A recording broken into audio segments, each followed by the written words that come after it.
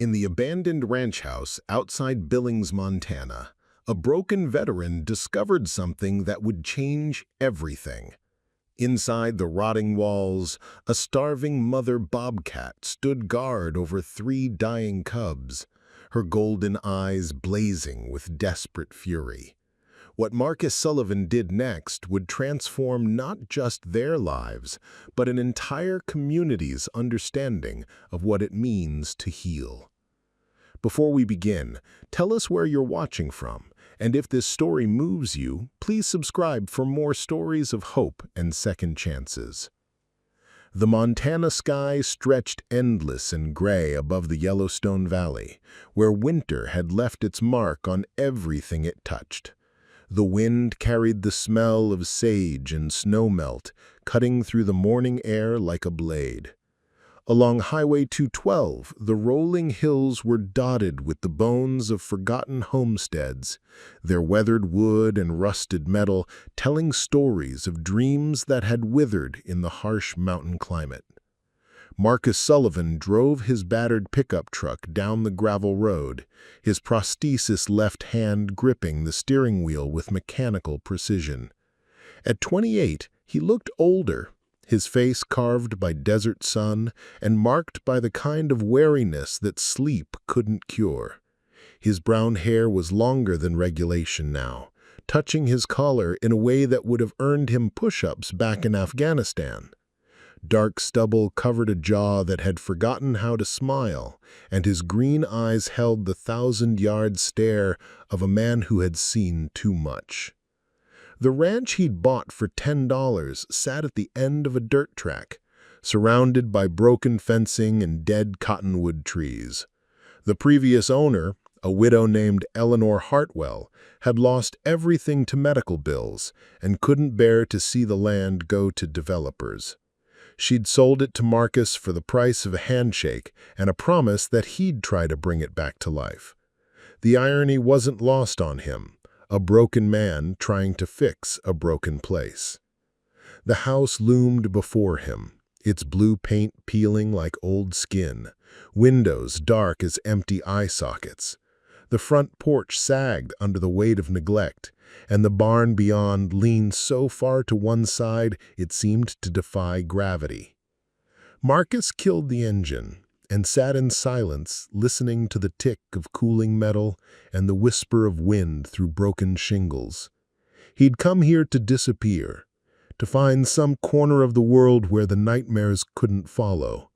The VA doctors had given him pills and appointments, but what he really needed was space.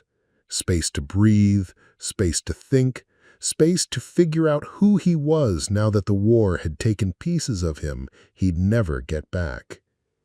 Marcus stepped out of the truck, his boots crunching on gravel mixed with broken glass. The silence here was different from the desert, thick and heavy, pressing against his eardrums like cotton. He pulled his duffel bag from the truck bed, the weight of it familiar against his shoulder. Everything he owned in the world fit in that bag now. The front door hung crooked on its hinges, the lock long since broken. Marcus pushed it open with his good hand, the wood groaning in protest. Inside, the air was stale and cold, thick with the smell of dust and decay. Sunlight filtered through grimy windows, casting long shadows across warped floorboards. The previous owners had left behind the skeleton of their life. A few pieces of furniture covered in yellowed sheets, empty picture frames on the mantel, a kitchen table with one broken leg. Marcus had survived 3 tours in Afghanistan, roadside bombs that had taken his hand and left shrapnel in his back.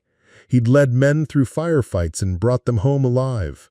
But standing in this empty house, surrounded by the ghosts of someone else's abandoned dreams, he felt more lost than he ever had in the mountains of Kandahar. He set his bag down in what had once been the living room and walked toward the kitchen. The floorboards creaked under his weight, some of them soft with rot.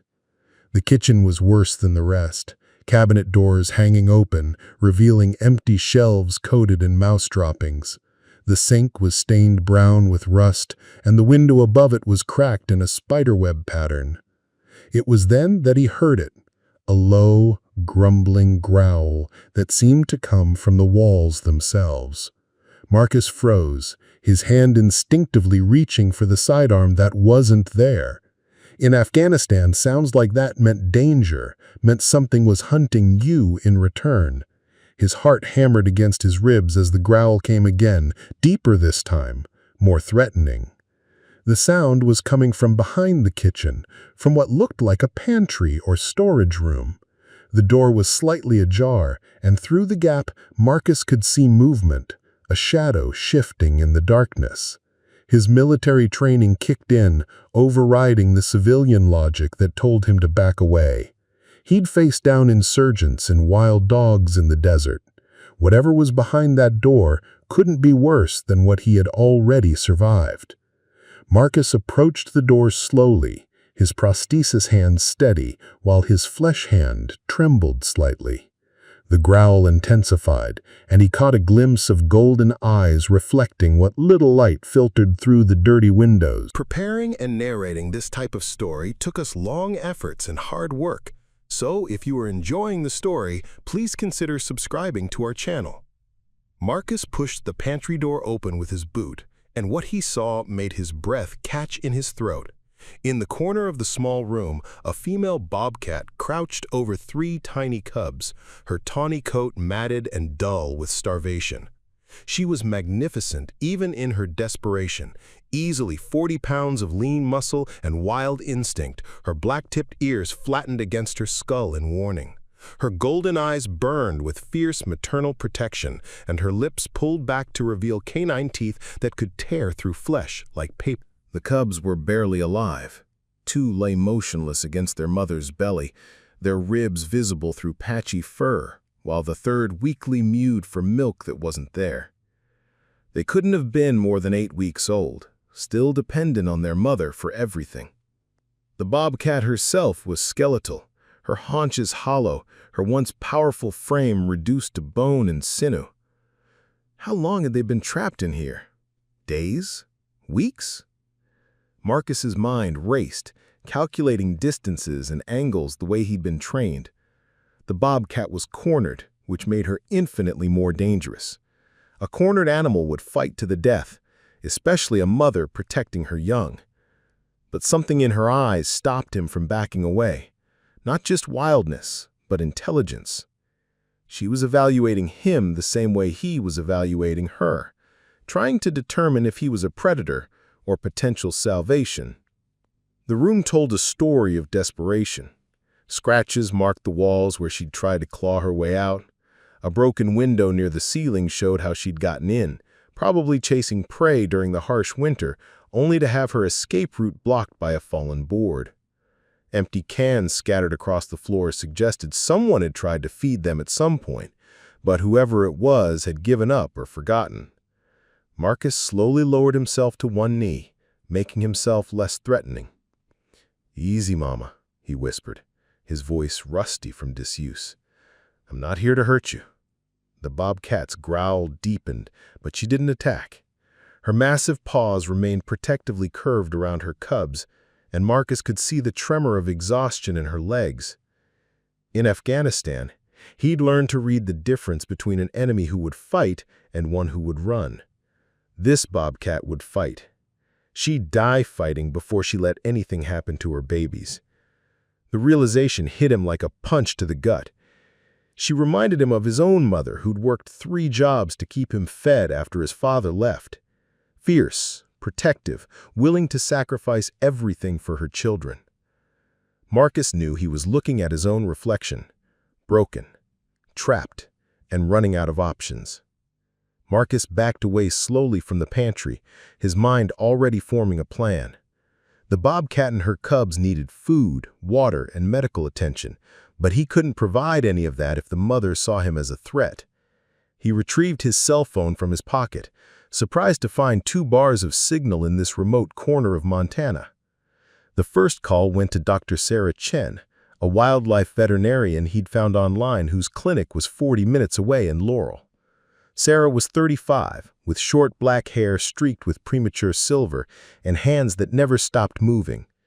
She'd grown up in San Francisco, but had moved to Montana after losing her younger brother in a climbing accident, drawn to the wild spaces where she felt closest to his memory.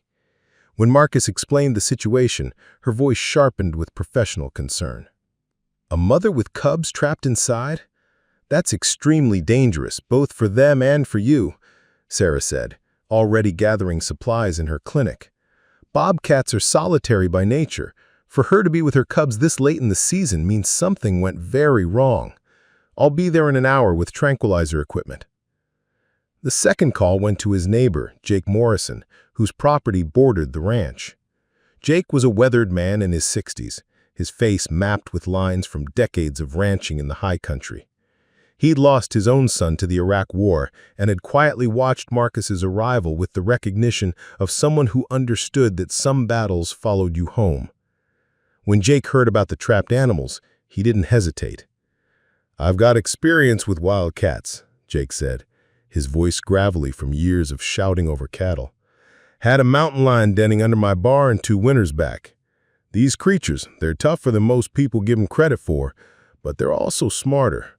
That mama knows you could help her, or she'd have already tried to take your head off." Within an hour, Jake arrived in his old Ford, bringing Coleman Reeves with him. Coleman was the local game warden, a tall, quiet man with Native American heritage who moved through the wilderness like he was part of it. His great-grandfather had been Crow, and Coleman had inherited both the traditional knowledge of animal behavior and the patience that came from understanding that nature operated on its own timeline. "Bobcats don't usually den in buildings," Coleman observed, studying the scratches around the broken window. "She was probably hunting during that blizzard 3 weeks ago, chased something inside, and got trapped when that board fell. The cubs would have been born in a proper den somewhere else." The 3 men stood in Marcus's kitchen, an unlikely rescue team bound together by circumstance and the shared understanding that something precious was dying just 20 feet away. Dr. Sarah Chen arrived with her veterinary kit and a gravity about her that spoke of experience with desperate situations. She moved through the house with quiet efficiency, her trained eyes taking in the scratches on the pantry door and the faint sounds coming from within. But as she prepared her tranquilizer equipment, a new problem emerged from the gravel driveway outside. 2 trucks pulled up with engines that roared louder than necessary. From the first vehicle stepped Brock Henley, a man whose reputation in the Yellowstone Valley was built on cruelty disguised as business. Brock was thick-set with arms like tree trunks, his face perpetually red from a combination of whiskey and anger. His small eyes held the cold calculation of someone who saw everything in terms of profit and loss. Behind him came his younger brother, Dane, a wiry man with nervous energy and hands that never stopped fidgeting. Dane had the look of someone who'd spent his life following orders from his older brother, even when those orders led to places his conscience couldn't follow. The brothers ran a black market animal trafficking operation, selling exotic pets to wealthy buyers who didn't ask questions about provenance. "Well, well," Brock called out as he approached the house, his voice carrying the false friendliness of a predator sizing up prey. "Heard there might be some valuable wildlife on this property. Now, as I understand it, you bought this place for $10, which makes it a distressed sale. Might be some legal complications with that transaction." Marcus stepped onto the porch, his prosthetic hand resting casually at his side, while his good hand remained visible. Years of military training had taught him to read threats, and everything about Brock Henley screamed danger. The sale was legal. Property's mine now. Dane shifted nervously behind his brother, pulling out a folded document. "See, that's where you're wrong, soldier boy. Eleanor Hartwell didn't have the right to sell. Property's been tied up in probate court for months. Technically, you're trespassing."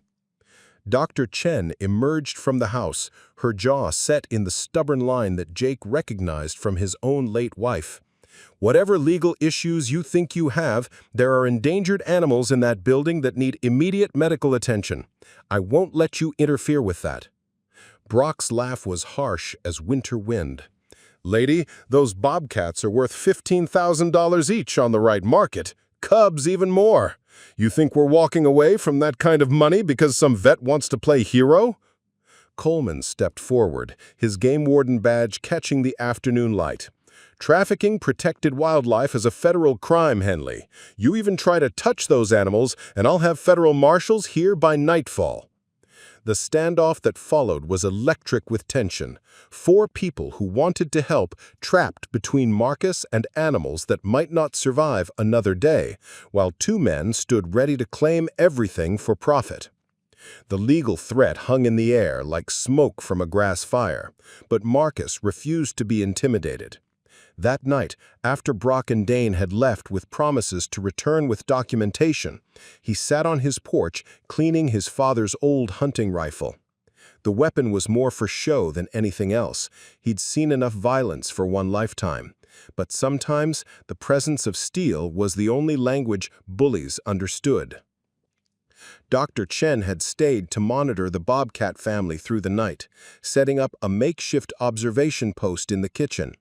She'd managed to slide bowls of water and raw chicken near the pantry door, and the mother bobcat had cautiously accepted both. "She's learning to trust," Sarah whispered to Marcus as they watched through a crack in the door. "But stress like this can kill cubs, even if starvation doesn't."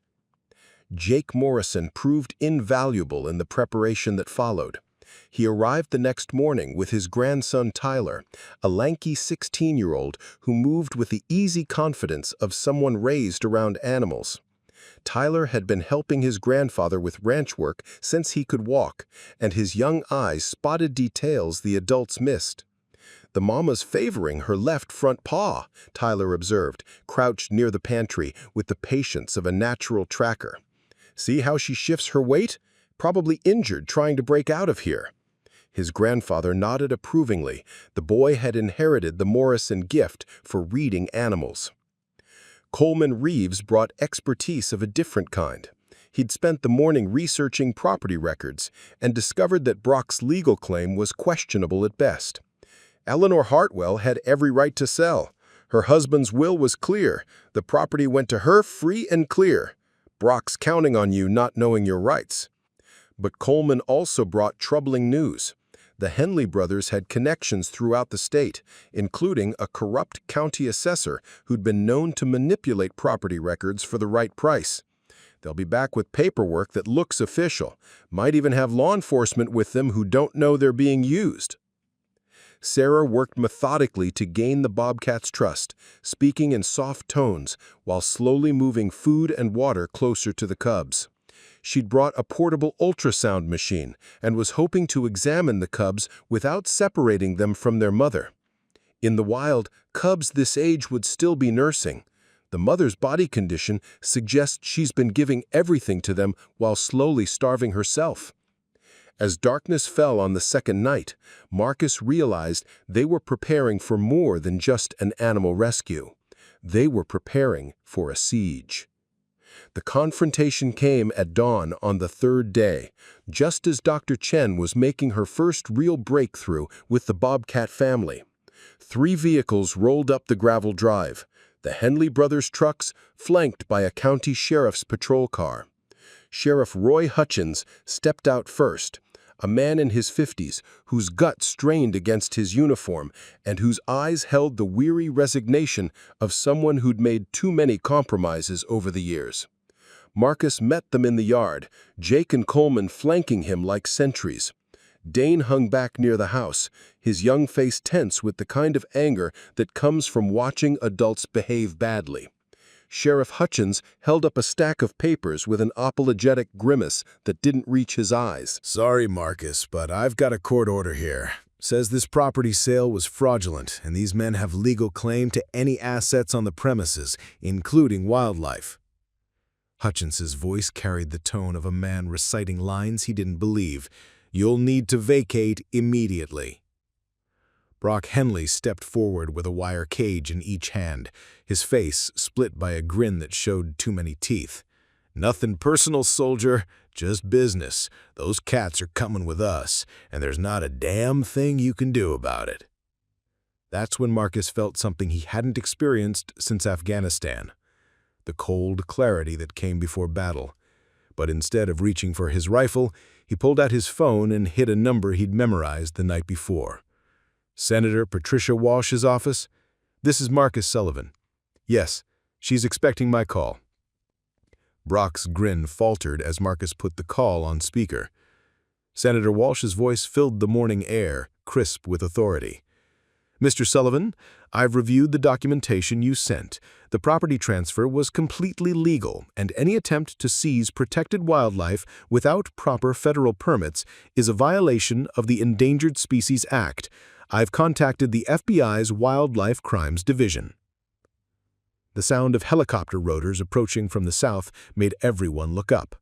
Coleman smiled for the first time in days as a U.S. Fish and Wildlife Service chopper appeared over the tree line. Federal jurisdiction now, Hutchins. Your court order just became worthless paper. Sheriff Hutchins stepped back, his hand moving away from his service weapon. Years of small-town politics had taught him when to fold. Brock, I think we need to leave. Now. But Brock Henley was past the point of rational thought. $15,000 per animal represented more money than he'd seen in months, and desperation made him stupid. He lunged toward the house with the cages, shouting for Dane to follow him. Marcus moved to intercept, and what happened next was over in seconds. Brock swung a cage like a club, Marcus ducked under it, and his combat training took over. One precise strike to Brock's solar plexus dropped the bigger man to his knees, gasping for air. The months that followed brought transformation to both the broken ranch and the broken man who'd bought it for $10. The federal investigation into the Henley brothers' trafficking operation uncovered a network that stretched across 3 states, leading to arrests and the rescue of dozens of illegally captured animals. Brock and Dane Henley would spend the next 5 years in federal prison, their operation dismantled and their assets seized to fund wildlife rehabilitation efforts. The Bobcat family became the first residents of what would grow into the Yellowstone Valley Wildlife Sanctuary. Dr. Sarah Chen had successfully treated the mother's injured paw and nursed all 3 cubs back to health. As spring arrived, the cats were relocated to a large fenced habitat that Marcus and Jake had built together, giving them space to be wild while ensuring their safety. The mother, whom Tyler had named Athena for her fierce wisdom, watched over her cubs as they grew strong and confident. Preparing and narrating this type of story took us long efforts and hard work, so if you're enjoying the story, please consider subscribing to our channel. Marcus discovered that healing wasn't a destination, but a daily choice. Working with his hands to build enclosures and care for rescued animals gave him a purpose that no VA counselor had been able to provide. His nightmares didn't disappear, but they came less frequently, crowded out by the simple satisfaction of useful work. The ranch that had been a place to hide became a place to rebuild, not just structures, but a sense of self-worth. Jake Morrison became more than a neighbor. He became the father figure Marcus had never really had. Together they restored the old barn, fixed the sagging porch, and planted gardens that would feed both humans and wildlife. Tyler spent his summers at the sanctuary learning from Coleman about native wildlife behavior and from Sarah about veterinary care. The boy's natural gift with animals pointed toward a future in conservation biology. Dr. Sarah Chen found herself staying later and later at the sanctuary, until one evening she simply didn't leave. She moved into the ranch house as Marcus's partner in both work and life, bringing her own healing to a place where broken things learned to thrive again. Their wedding the following spring was a small affair, just family and the community that had formed around their shared mission. The Yellowstone Valley Wildlife Sanctuary grew to encompass 200 acres, funded by donations from people who'd heard the story of a veteran who'd paid $10 for a chance at redemption. School groups came to learn about wildlife conservation. Families adopted rescued animals that couldn't be released back to the wild.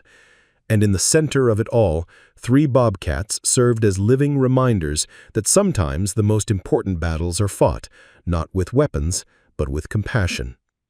Marcus often stood at his kitchen window in the early morning, watching Athena and her now grown cubs prowling their territory with dignified grace. The ranch that had been worth only $10 had become priceless, not because of its monetary value, but because of the lives it had saved and the community it had created.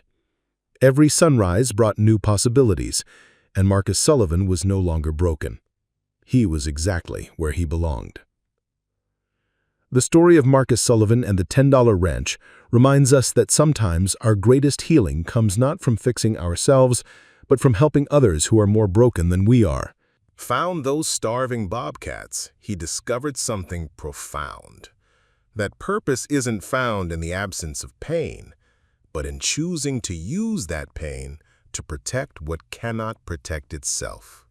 Today, the Yellowstone Valley Wildlife Sanctuary has rescued over 300 animals, from orphan bear cubs to injured eagles. Marcus still wakes up some mornings with the weight of Afghanistan on his chest, but now he has a reason to get out of bed that's bigger than his own struggles. The cubs he saved have grown into magnificent wildcats, and their offspring roam the sanctuary's expanded territory, living proof that second chances can multiply across generations. The ranch house that once echoed with emptiness now rings with laughter, as Sarah and Marcus welcome visitors who come to see what love can build from the ruins of despair. And every morning, as he watches the sun rise over the mountains, Marcus remembers that he paid $10 for what he thought was just land, but received something infinitely more valuable, a chance to matter again.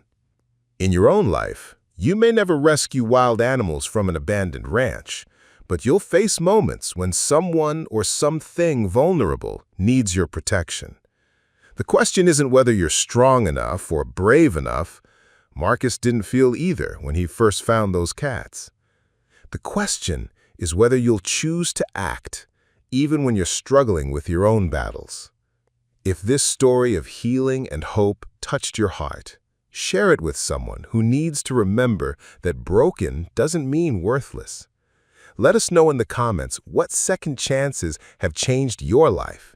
And don't forget to subscribe so we can keep telling these stories of courage, community, and the incredible power of choosing compassion over comfort.